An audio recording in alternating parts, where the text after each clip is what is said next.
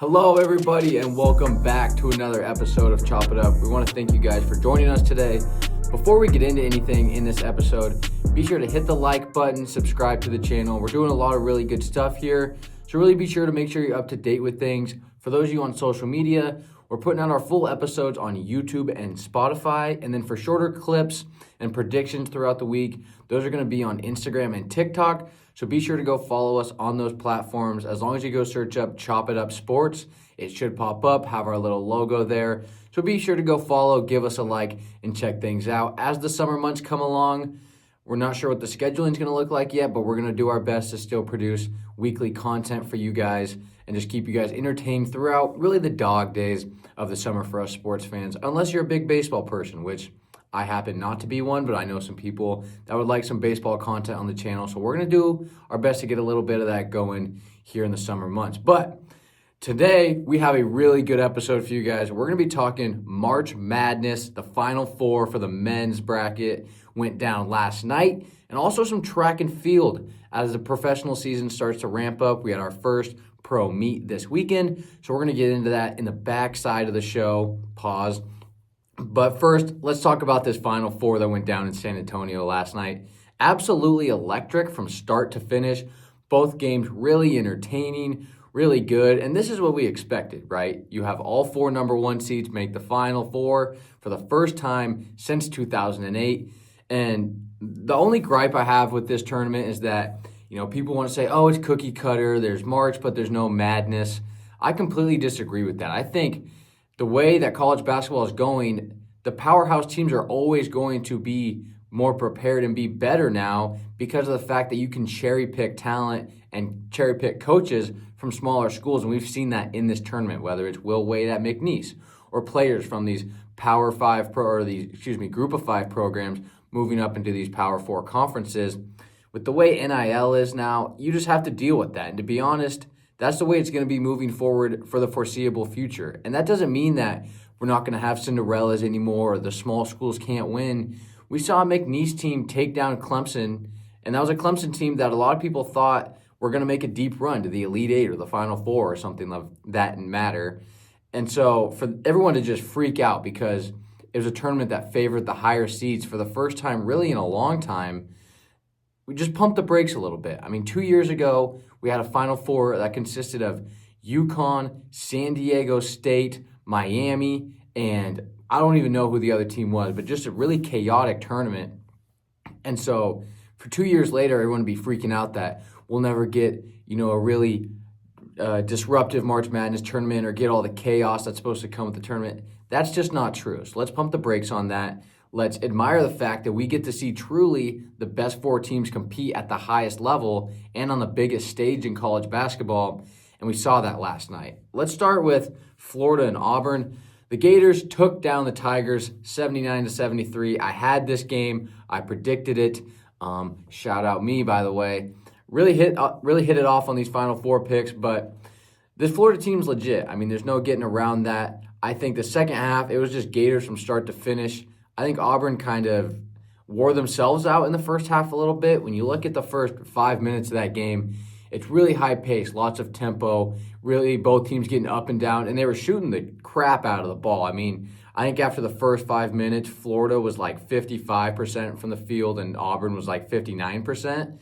And so with the fast-paced game, I think that favors Florida a little bit more just because they're guard heavy. I know they have a lot of bigs, but they can rotate those guys out, and that's what we saw last night with them throwing so many different bodies at guys like Janai Broome and Dylan Cardwell. And so for Auburn, when you're a team that has a really favorable front court, that's their powerhouse, right? I know they have some good guards, but whether it's Chad Baker-Mazara or Janai Broome, when you're running your offense through those guys, early on, you're allowed to get away with quick shots and fast possessions and play with a little bit higher pace. But when you get to the second half and you get into the last 5 to 8 minutes of a game, those guys are going to be wore out, especially Broome, who had the elbow injury and the ankle injury. Really, you pick a spot on his body, and he was hurt. And so for him to be banged up and then get to the second half of that game, you could visually see how tired that this Auburn team was. Their hands are on their knees at the free throw line, hands on their head, they're breathing heavy. Broome's shaking up, he's grabbing his elbow, grabbing his leg, whatever it is. And I think they just kind of wore themselves out with that first half. And now, that's not to say that they didn't play well, because I do think that in that first half, Auburn was the better team.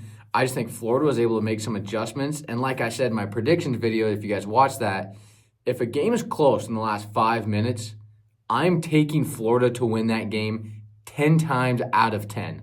Walter Clayton Jr. last night, 34 points. College basketball player, transfer from Iona, played under Rick Pitino, 34 points, 3-4. And it wasn't some inefficient game where he's throwing stuff up. I mean, he was throwing stuff up, but it was going in. He was 11 of 18 from the field and 5 of 8 from 3. I don't care what you say about this guy.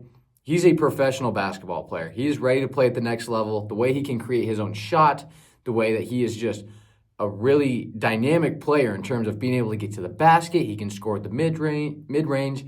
We know he can shoot the 3-ball. We saw that last night.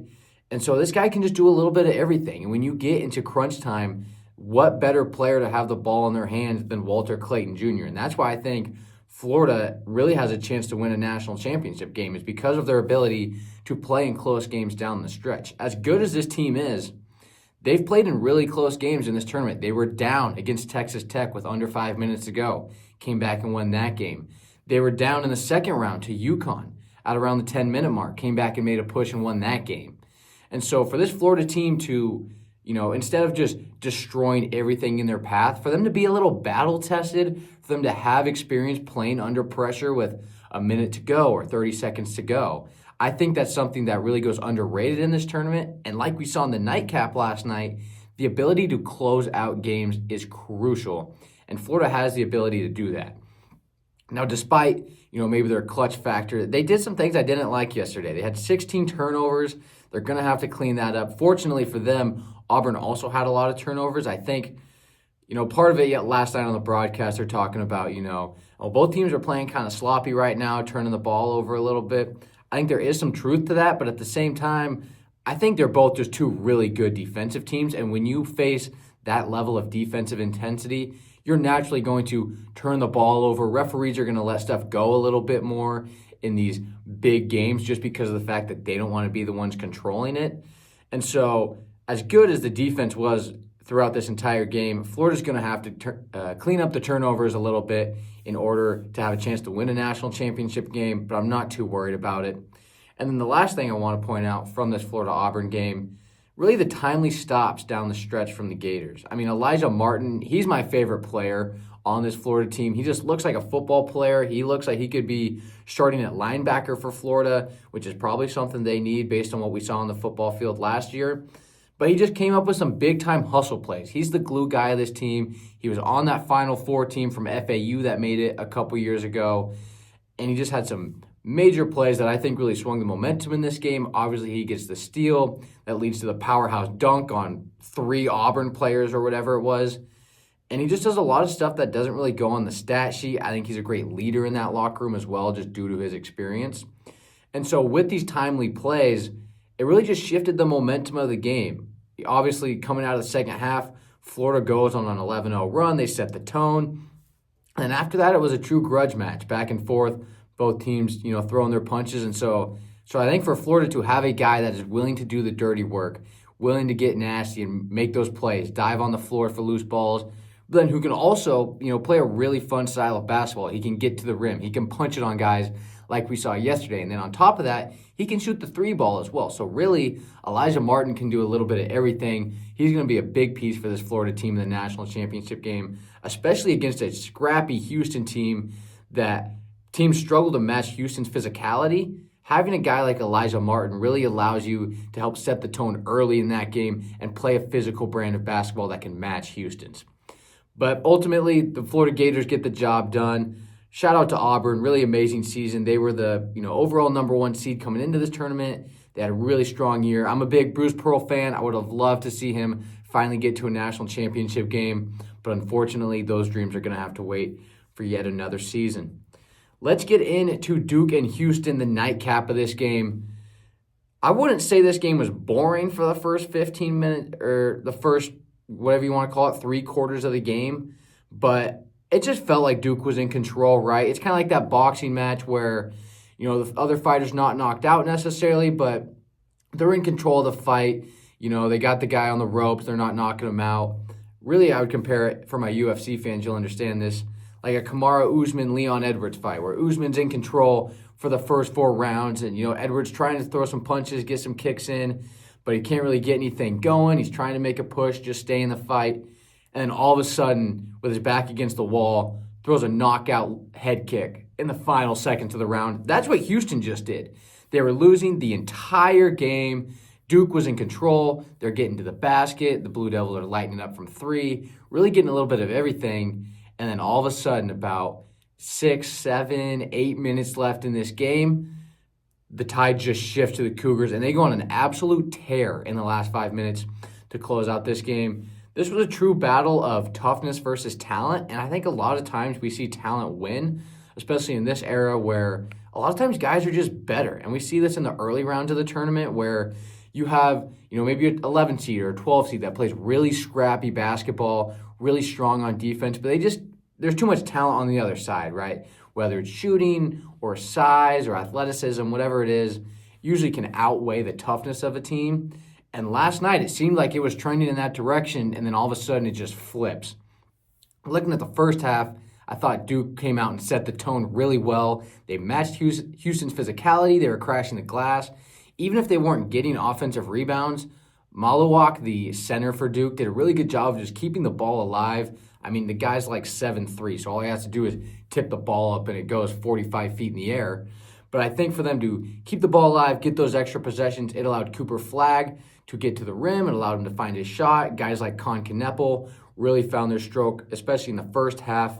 But what kept Houston in this game, in my opinion, at least early on, the three-point shooting in the last 3 to 4 minutes of the first half. When you go back and you watch that first half, Houston really couldn't get anything going offensively. Kelvin Sampson had to call multiple timeouts to try and light a fire under his guys to get things going on the offensive side of things. And they just couldn't get anything going. John Shire's defense, credit to John Shire. He's a great coach. They were doing a great job of rattling this Houston offense. And Houston, when you look at their offense, they're running a lot of their sets and, isolations from 25 to 30 feet away from the basket because they're an isolation team. They're not going to run all these really elegant sets and set their guys up for great looks. And Kelvin Sampson talked about this in his post-game press conference. They're an isolation team. They're a gritty team. They're going to give their best guys the ball and give them a one-on-one opportunity to go get a bucket. And then if that doesn't work out, they rely on offensive rebounds and guys like Juwan Roberts, who is really a powerhouse for this team. I think he's really the culture guy of Houston. Allow guys like that to go crash the glass and to go make a play and get second chance opportunities. They're not I wouldn't say clean, but they're just scrappy, right? They're not going to beat you in these very fashionable ways. They're going to find a way to rattle you up. They're going to find a way to just give their best guys the ball and go get a bucket. Excuse me. And so I think that with this Houston team, in the first half, they were really struggling, right? And so for them, they couldn't find their shot. But then something clicked with about 3 to 4 minutes with guys like Sharp and Cryer. They're able to light up a couple threes. They're able to cut that lead down to 6, when originally it was about 12 to 14. They cut that lead down to single digits heading into halftime. And at that point, you're thinking, okay, maybe Houston can make a push in the second half. And right when you start to get a little bit of that belief, Duke took the wind out of the building. They came out. They're lighting it up. And the thing that I really loved about watching this Duke team is that they could just beat you in so many different ways. They can get inside with Flagg and Maluwak and guys like Proctor getting to the rim.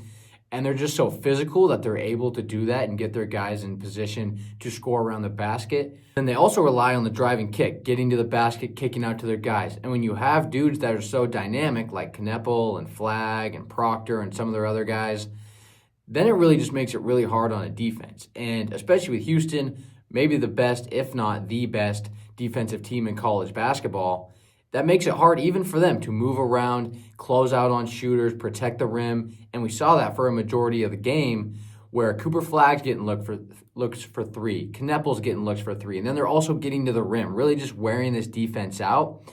And so until about the 10-minute mark, you're thinking, all right, Duke's going to walk away with it. We're going to have a Florida-Duke national championship game, and here we go. But all of a sudden, there's a major turning point. And this is what stood out to me in this game. I wrote it down as I was watching it. With about 8 minutes to go, it's 59-45 Duke. Blue Devils in front by 14, 8 minutes to go.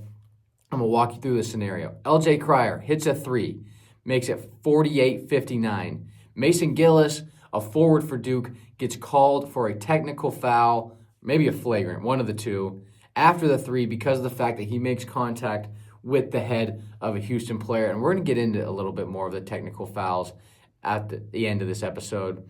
But nevertheless, Mason Gillis gets called for the tech. That's 2 shots for Houston and the ball. LJ Cryer goes 1 for 2, so that cuts the lead down to 10 for the Houston Cougars. And then LJ Cryer, once again, able to go get a bucket on the extra possession that is granted after the flagrant. And so with that, it goes from a 14-point game to a, 14 minus 6, 8. That's pretty good math for me. So that all of a sudden you go from, a pretty big deficit, double-digit lead for Duke, to an 8-possession game with 8 minutes, or an 8-point game with 8 minutes to go, And then with that, the tide just turned, and all of a sudden you can see the Houston crowd get into it. And that's why I liked Houston, because of the fact that they're playing in San Antonio. They have that home crowd advantage a little bit, despite the fact that it's somewhat neutral siting, quote unquote. And in this final 8 minutes of play, Duke only hit 1 field goal. They got to the line a couple times and knocked down some free throws. But besides that, one made shot after that technical foul dilemma for Duke. And all the momentum shifted to Houston.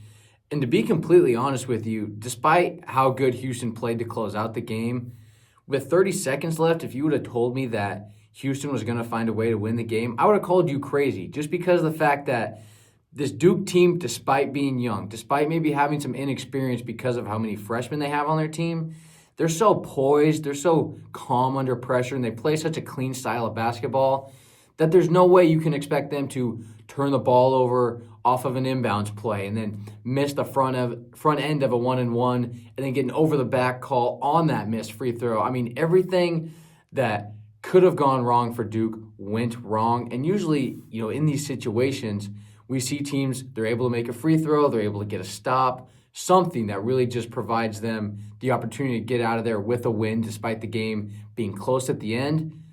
But that's the beauty of this tournament. That is the beauty of March Madness. That is why it's okay for number 1 seeds to play each other in the Final Four, despite how cookie cutter it may seem. Because when you get the best on the best, and there's 1 minute to go, and Duke is up 7 points, and all of a sudden the tide shifts, and Houston's able to get quick looks at the basket, and they're able to knock down free throws and get a turnover off of an inbounds play.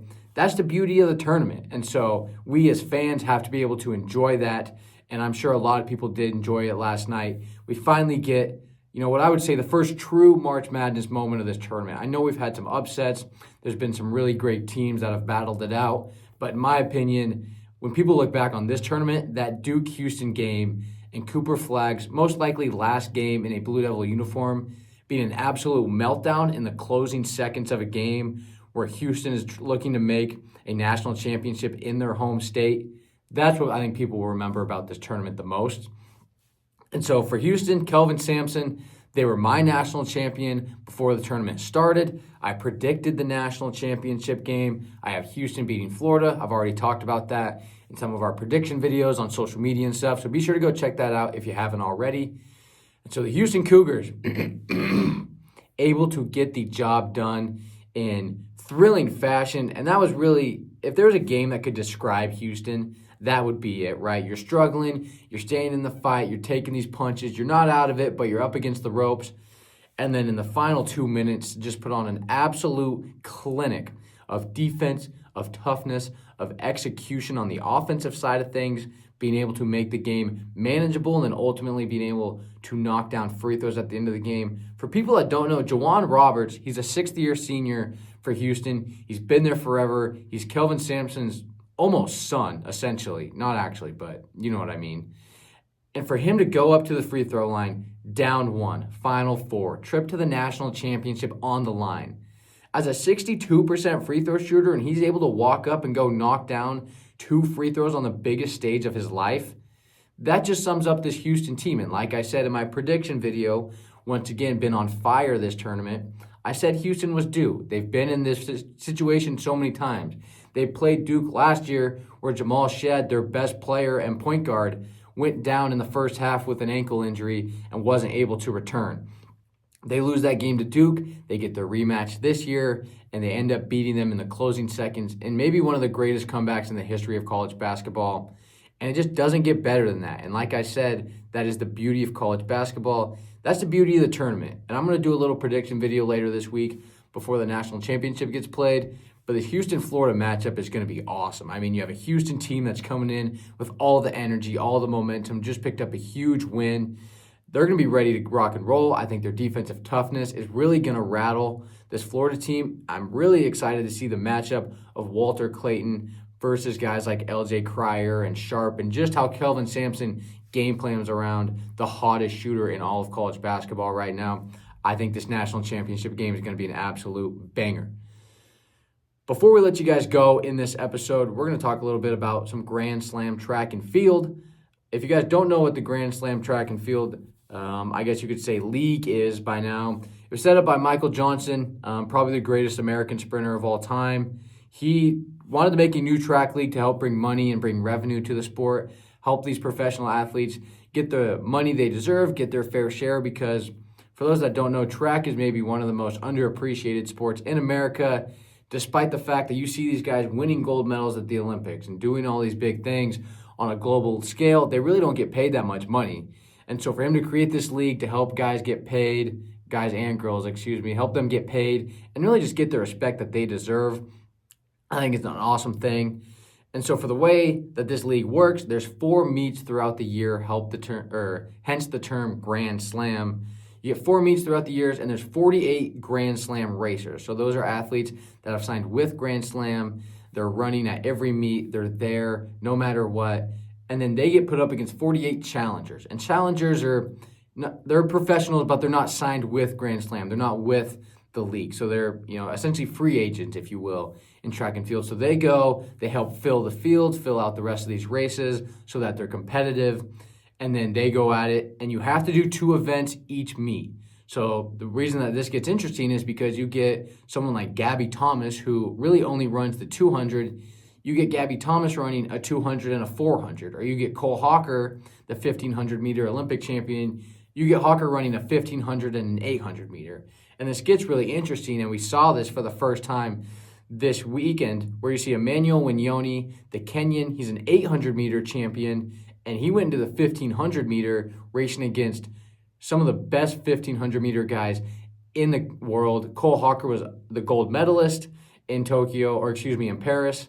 He comes back, dukes it out with Emmanuel Winyoni, who ends up beating a stacked field as an 800-meter guy and goes and wins the 1,500-meter. And so this gets really exciting, not only for the athletes, but just as fans to go see these people that we're so used to seeing running the same events over and over and over and over.